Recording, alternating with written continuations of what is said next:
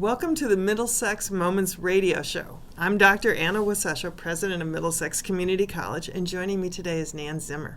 And we're going to be talking about Nan's life and her experience with the Peace Corps. And one of the reasons I wanted to ask you to be on the radio program is because I learned the other day from one of our faculty members who teaches English as a second language, her name is May Coriel, that the Peace Corps will recruit or welcome graduates with AA degrees. I had always thought of it as something that people needed a bachelor's degree to do, but that's not true any longer. Anna, I thought so too, Yeah. but I'm absolutely delighted that has happened. Right.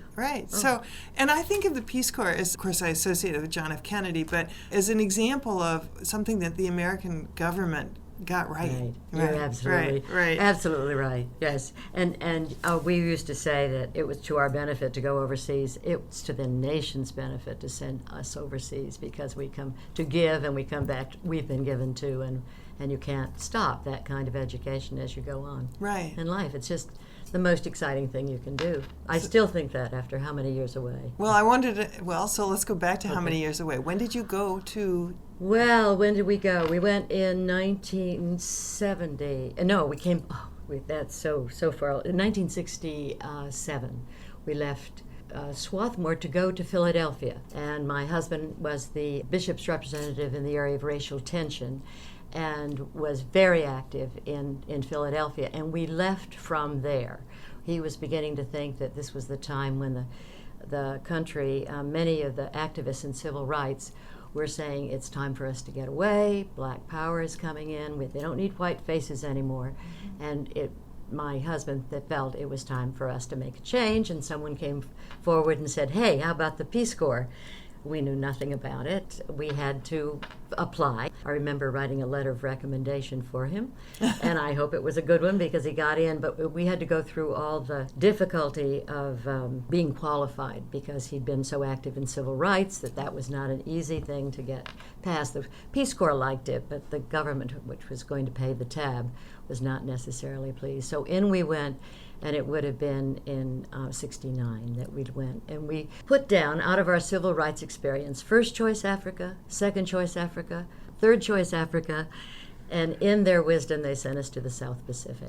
Where did you go in the We South went to Fiji first, where Zim was the last person on the totem pole in terms of the staff. Everybody else had been in the Peace Corps, and we had not. And what that kind of meant was we didn't know anything about curry. He was an Army brat, and in his life, curry was something you put on bad food. Right. And out of my very distinctly, kind of proper New England training, we didn't eat curry. It just wasn't part of our whatever. But if you go into the Peace Corps, one of the first things you have to do is to learn to like curry. It's the universal hot substance of any culture that we knew about in that time. So that was part of the initiation into the Peace Corps in Fiji. We loved Fiji. Well, we have to take a break, sadly. These minutes go by really quickly, but when we get back, I'd love to hear about what Fiji was like in the late you got there by 69? 69. Yeah, the right. late 1960s then. Yeah. Okay, so we'll come back in just a moment. Welcome back. Okay, thank you. This is Anna Wasesha from Middlesex Community College, and Nan Zimmer and I are talking about your early experiences with the Peace Corps. Right. And Fiji, and you were there for just a brief period of time. Well, we were there for a year. As I said, we came to it out of the civil rights experience, and it was a wonderful place to be. We really felt so privileged to be in the Peace Corps. We knew that whatever we could do in the States was no longer applicable, that other people could carry it up better. And we got over there, and that was the time that a lot of people were leaving the country because they didn't want to be drafted into the war. And Zim said, I think we should go back and fight again another. And I said, go back and you'll go without me. This is where we should be in Fiji. The kids were in, Austin was in a kindergarten that was completely integrated. And Sally, too, was in a school taught by New Zealand teachers. And we lived in an Indian section of the neighborhood. That's why I talked about curry as being one of the passages of right in terms of eating that was important for us. Were there civil rights issues in Fiji? Not at that time, and amazingly enough, in the years since, Fiji has become they've had coups, they've had all sorts of things. But at that time, it was very much influenced by two Australian women who came over to establish the YWCA, which was very, very strong and a very positive force in Fiji. And it was the place where many people of considerable leadership in terms of Fijians and people who were coming to be part of the culture lived. So it was a very stable community. The Indian population had the most difficulty and often reminded me of a Jewish population that has so much culture behind it, but often seems isolated because that very culture leads them to educate their own people, not to open up for hospitality. But also, as the Jewish population, I've always found, once you are invited into that circle of friends, there is no more welcoming place. So we were welcomed into the Indian community and welcomed into the Fijian community, and then the European community was called the Papalangi community. And Peace Corps people, certainly as staff, move through all those circles and become the richer the process. Absolutely. Which many people cannot do. Mm-hmm. You know, we find ourselves in ghettos of our own making, I guess. And I would consider a ghetto not a place of poverty, but a place of isolation in terms of culture. So I feel the same way about that. Yeah. It's a diaspora then, in a way, the Indian diaspora. They That's came right. to Fiji. They came to Fiji to work and to be the commercial part of the Fijians. And the Fijians, they're a landed people, and so they don't necessarily do things the way the Western world does. They do it on their own time frame. And whenever we're looking at somebody else's time frame, depending on where we're coming from, it can seem lazy or disorganized or whatever. I assure you, the Fijians, I always call them, their rituals are of the substance that they use for a spiritual connection. It always made me think of them as the Episcopalians of the South Pacific. Very different than the Tongans where we went next. Everybody wanted to go to Tonga, except the Zimmers. We loved Fiji and we didn't want to go, but the Tonga program broke up because Peace Corps volunteers went in to take it over very much in an Ayn Rand style. Young director of the Peace Corps wanted to be in Tonga. It was the place to go. And he had everybody read Ayn Rand and really prep themselves to go into this kingdom that was so unknown down in the South Pacific. And the Tongans were very gracious. They invited anybody who seemed to want to come into their country to come. And it was after a year of having the Peace Corps there that I think they called up Washington and said, "Get these people out of here. They're not being helpful." So they needed a new director, and they looked all over the Peace Corps, and I think because Zim was a clergyman and had a lot of understanding of diplomacy and pastoral healing kinds of things, they sent the Zimmers to Tonga, and we really didn't want to go, I mean, except for the honor of going. Sure. We really wanted to be in Fiji that we had fallen in love with. Sure. What was that first year like then? It was very interesting. You know, Zim was coming in to clean up this program, and you know what that's like. It seems like a wonderful thing to do. You have your vision, but then you have all the people who hated the staff that were there before. That then suddenly, when they're gone, they're very defensive about what had gone on. So he did slowly but surely, for the very qualities that he was asked to go there, turn the program around to the point where it served the country. That's what we go to do, not to take over a country, not to tell them what to do, not to bring an American force. We're there in any Peace Corps situation to go make an addition to the culture of what I think Americans have best: hope, expectation, possibilities. I mean, that's what being in the Peace Corps is all about. So how many American Peace Corps volunteers were there in Tonga? Oh, that's roughly. Roughly, I would say about 100. Oh, yeah, it's a lot. Yeah. So now, what would their day-to-day lives have been like? Well, they were out in the countryside. They were living in villages, which were prepared to accept them. They built them a folly, and a folly is a house, a very primitive structure. They were expected to. They brought along with them chickens. that came peeping across the country on these planes, and they learned to have chickens, so they'd have a source of eggs. And then most of the Peace Corps volunteers that we were associated with in both Fiji and Tonga were educators. They came to teach in the schools, and were marvelous teachers because they were excited about their students. And we had occasional people who came in, say we'd have one architect or we'd have one person. We had a medical program too, so there were those people that were coming in.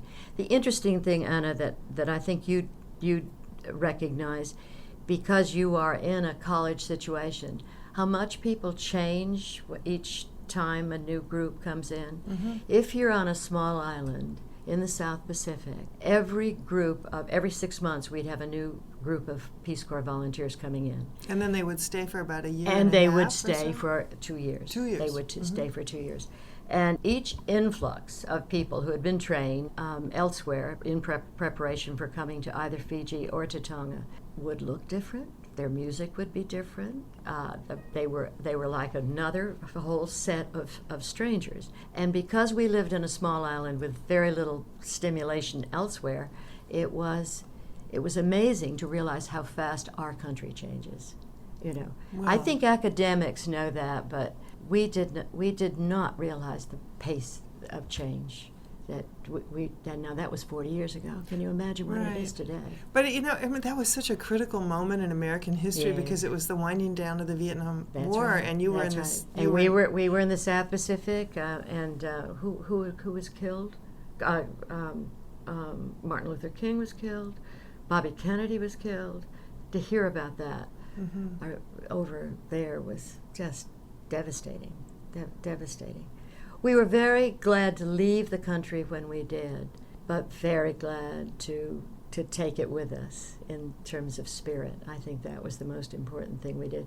It was kind of a respite for us from the civil rights days, to be in a place where we weren't asking questions about race. There was such diversity that it was a comforting thing to know that you're judged not by the color of your skin, but by your presence in a person's life. And it's language that divides people. So what languages were they speaking? Well, in Fiji, they talk Fijian and Hindi because they had the Indian population, and in Tonga, it was Tongan. And I, as a Peace Corps wife, escaped having to learn it very seriously. I was always so charmed by the people that were teaching me that I never really learned anything. Oh, what about your children? Oh, the children were wonderful. The children learned. The first thing they learned were swears. Of course. Yes, of course. And then they would. They were very good. And the children today, both my children are educators. The fact that they went through so many schools in the States because they were in Head Start and black schools and all sorts of things, make them wonderful teachers of adolescence, which I think is rather miraculous that anybody can teach adolescence.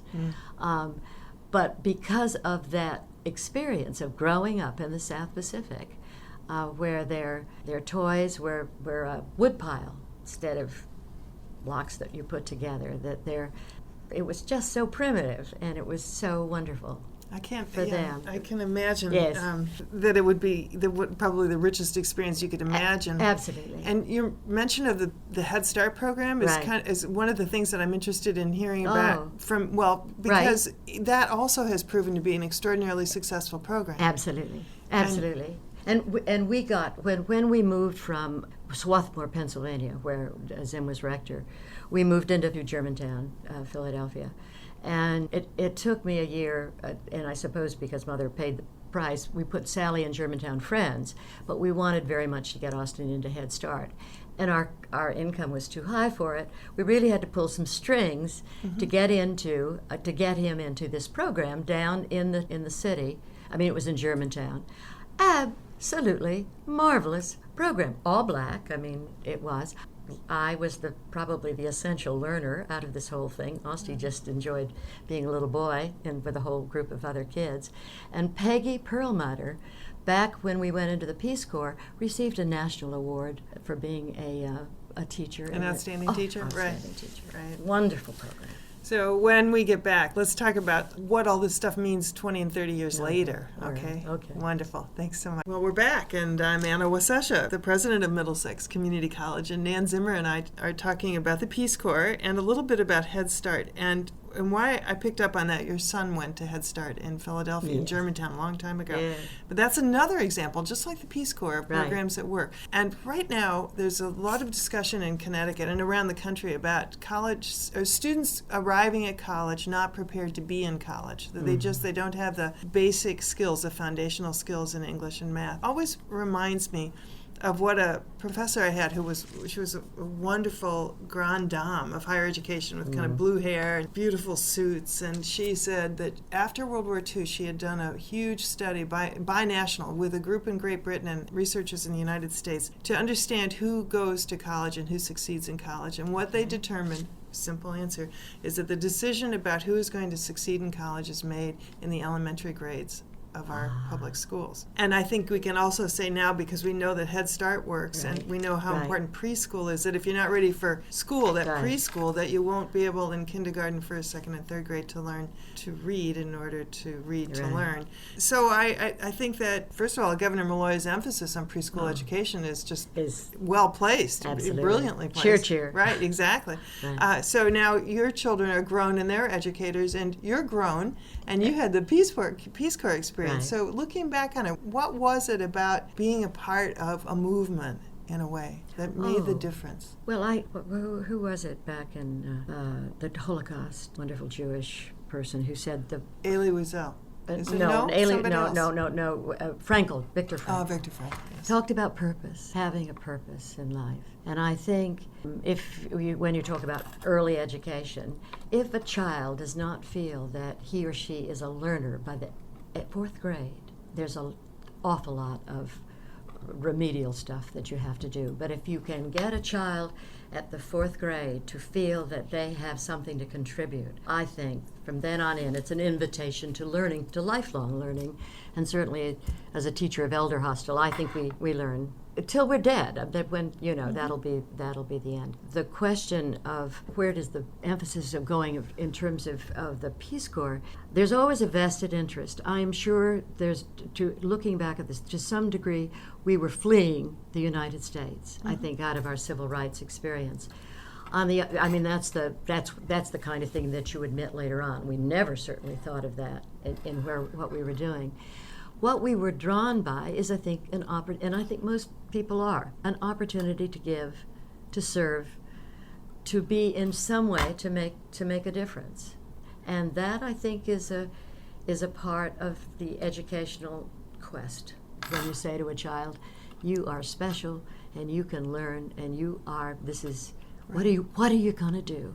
What is your purpose? What is your purpose?" I feel that it has to be the uniqueness of an individual, the respect that we give each person, and we may not know where they're going or what they're going, but that's what an educator does. For me, they're always a kind of, where are you going, and can I be with you on the journey as long as it will be possible? So there's no way of telling you what the Peace Corps experience, or any of the civil rights experience, which certainly dragged me out of my little secure WASP background into I didn't have the answers, but I had lots of questions. And I think maybe one of the purposes of life is not to have all the answers, but to keep the questions going. Exactly. And that's what that was all about for me, and it's so enriched my life. It's so given me such joy when I can be in a new situation that's a growing and learning situation. I don't know whether that's what you're searching for, or you want to narrow it down more.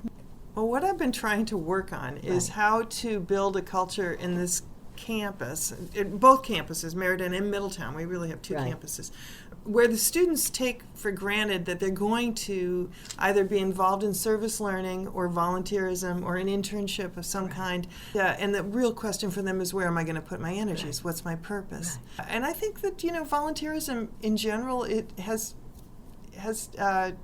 not, the sense that one should volunteer does not permeate our culture, shall we say. So what can I do? And I look to you because you've had a life of volunteers. A lot of what you've done has been volunteers, and people did pick up and get engaged in the civil rights movement. They picked up and got engaged in the anti-war movement. And certainly the Peace Corps is a way the federal government said, let us take your energy and turn it to some good. That's right. So how do we get people to see the long-term benefits and the sort of life-changing experience that comes about as a result of volunteering? And so much of it does have to go into going outside of the world outside of your ghetto, as you were saying earlier, that what's familiar and what's predictable, into a place where you don't have those same securities, but you have instead you have the possibility of learning something about yourself and about the world you would never have been able to imagine. Well, I have a suggestion. Wonderful. And it comes out of my experience. Well, it comes out of the experience this week of going to the AAUW and having an absolutely marvelous panel of people questioned by Lynn Shaw with wonderful questions of great intimacy around what has served them in their lives and what have been the challenges and what have been the values. And it reminded me of a panel that I was on, a panel of Philadelphians many years ago, before we went into the Peace Corps, while we were waiting to go into the Peace Corps, that was, at the parlance of the time, a Jew, a Catholic, a Negro, a WASP, white Anglo-Saxon Protestant. And we were given an opportunity to develop a little life story about what we'd done and where we'd been up to that point. And then we went out as a group with a coordinator, and we gave our little presentations, and then we opened up the conversation to the group in front of us to ask us questions, any questions they wanted to ask us. Now, the point of that was for us to be inwardly reflective of what our lives had been. And the point was that we enabled people to talk about things they couldn't. This was the civil rights era. I really felt in many ways of all the things that we were doing in civil rights, it was the most exciting part because people then started to ask the questions of themselves. We had, just like the Peace Corps, we had the opportunity to look inward and share that with this panel of remarkable 20 women. And the group that were listening to us then brought into their own culture, which probably was one where you don't talk very much, conversations that they had not had before. That kind of panel was marvelous this week at the American Association of University Women.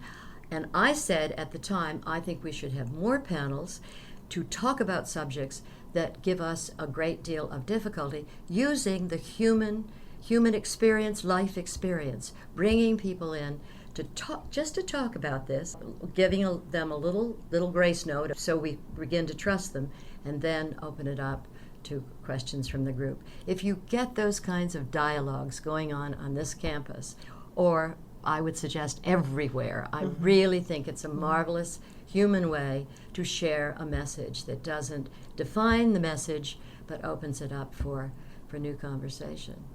Now that's just off the top of my head, but it's obviously been percolating since talked about it this week. Right. And words, get the conversation going. Right. And challenge people. That's right. You know, and Myers at the library, yes, the Russell Library, wonderful. He promotes these conversation yes, he groups. He does. And I, of course, come from Minnesota, where the Utney Reader and the Utneys are around in Minneapolis, and they were starting all these salons. It was the same idea. Yes. People would replace sitting mindlessly in front of a television all evening That's to right. having dinner together and then talking about That's right. world affairs or personal liberation issues. You need a little structure, as you do for anything. You need a format that keeps a certain bit of continuity going. But then, once the format is established, then it's amazing. And people come away thinking, I have not talked to myself or to anyone else in quite this same way before. That's why I like dinner parties. Exactly. You know. That's why I like them too. Yeah, that's Right. That's the truth. So we need to have more of those on campus. You're absolutely totally right. You bring We will do that. Okay, good. Well, now we have to draw this program to a close Oh. because a half hour goes by in the wink of an eye. Yes, it really, does. it's It does. crazy. It does. And I wish I hadn't talked so much and heard more from you, because that's what I want to hear about, what's happening here on the college We'll have to campus. talk some more. Okay. Maybe over dinner. That would be good. So this has been the Middlesex Moments radio show, and today I've been visiting with Nan Zimmer, who's got this tremendous, amazing experience, as most people do. You're right, and when we get to know them. Right. If you are interested in learning more about Middlesex Community College, you can visit our website at www.mxcc.edu. I am Anna Wasesha, president of Middlesex Community College, wishing you a good day.